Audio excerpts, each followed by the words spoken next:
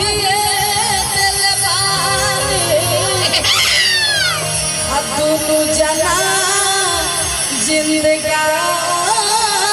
हो।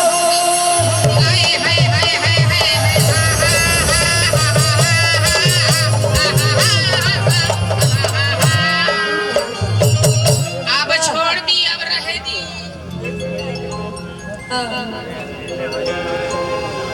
मुकेश भैया की तरफ से म्यूजिशियन सारे कलाकारों को बहुत सम्मान और प्यार आशीर्वाद मिला है। बहुत बहुत धन्यवाद। ऐसा ही प्यार आशीर्वाद बरसाते रहे, बहुत मजा आएगा। हो बाकी एगो और चुलबुल जी, चुलबुल जय दीदी रउआ से कहता है संगीता दीदी बड़ी सुंदर भाव में नया नया शादी हो गई अपना ससुराल और सखी तू जनी कहला बरू बतब तोड़ तो नया नया शादी भइल है। हां केकरा से दीदी बड़ा पुरान वाली तो उनकरा से औरत रहा औरत दू तीन गो एक जगह होली तो रोटी ना पकावेली। हां का पकावेली खाली चुगली खाली आई बड़ी सुंदर भाव में औरत को हर तरीका बाहर से आवता है। हाँ गाड़ी से ना ही घोड़ा से और बड़ी सुंदर भाव में हाँ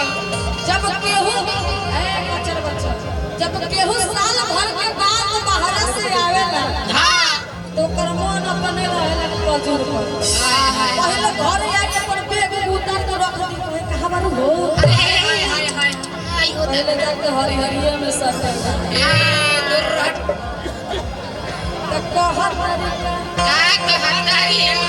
किस साल पापा बाहर से आइल बारे अरे मोर तो हमर खखुआइल बारे दू गो के आगे रखी बाकी सब संगीता दीदी बहुत तरीके अच्छा लगता हमरा धरे में का अब ना हमर रूप चेंज हो गइल बा रउआ तो देख लई है कि हमर पहले का रूप रहा बाकी यही बात में वो कहेंगे संगीता दीदी धरो धरो ना बरपा जा कि लड़की को गले लगाए अच्छा सलीका है कि लड़की को गले लगाए अच्छा सलीका है और जनरेशन कम करने का ये अच्छा तरीका। Wow fantastic. बाकी औरत को हर तरीका कि साल भर बाहर से आइल बाड़े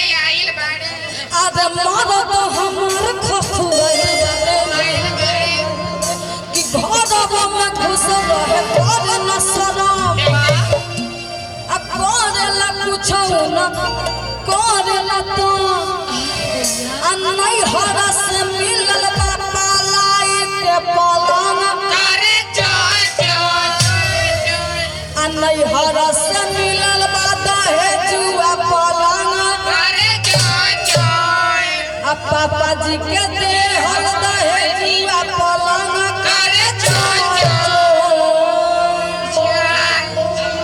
ऐसे कि साल पापा बाहर से आइल बारे मारा का हमारा खखुआइल बारे साल पापा से आइल बारे मारा का हमारा खखुआइल बारे साल पापा बाहर से आइल बारे मारा का हमारा खखुआइल बारे मारा में घुसा कर न सदा छोड़ न बाहर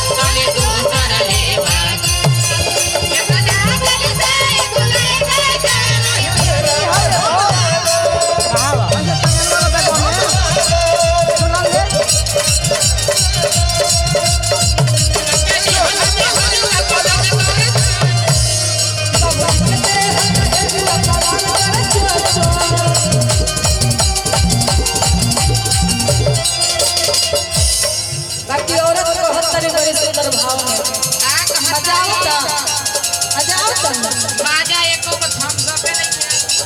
आ जाए अजय भैया बैठल वाले ना मजा का ये दूसरे मजा मना के दे दे अपने मजा में रह बाकी कह तरीका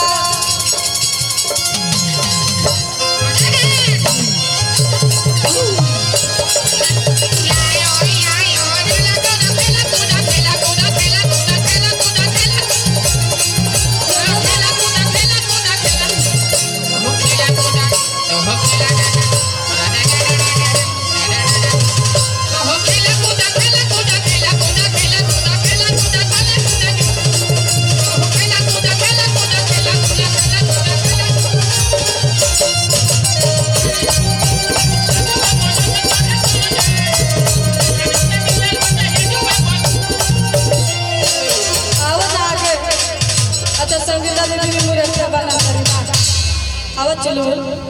चुल औरत कहा तरीका बात करवा रहे रुके कि ऐसे ले राजा जी हमके ऐसे मार डाला रे कि लागे के फेर नहीं मिली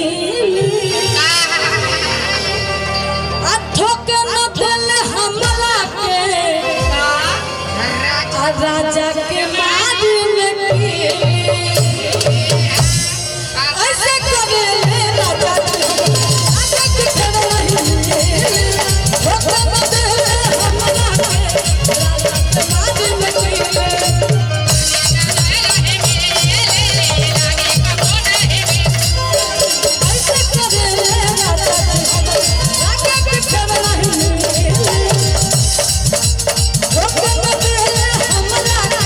राजा के मार में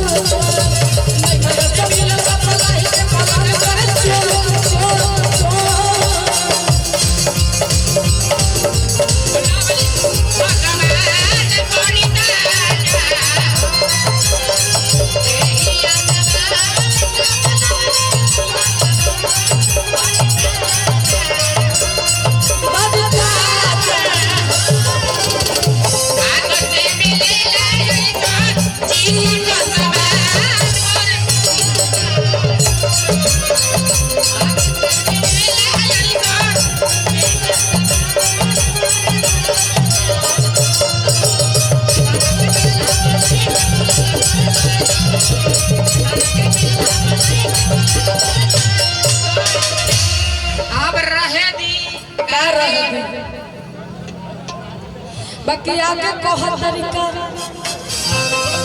कि पांचल धागे हमरो अरे माई हमरो के खूबे पखोरे जैसे कोरेला जैसे भी माटी वैसे वो हमके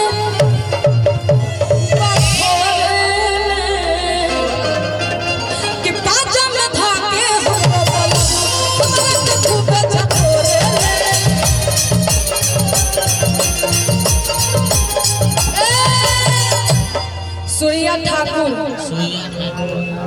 उनके तरफ से बहुत सारा प्यार आशीर्वाद आशीर्वाद वाला सूर्या ठाकुर बोले हैं ना आप लोग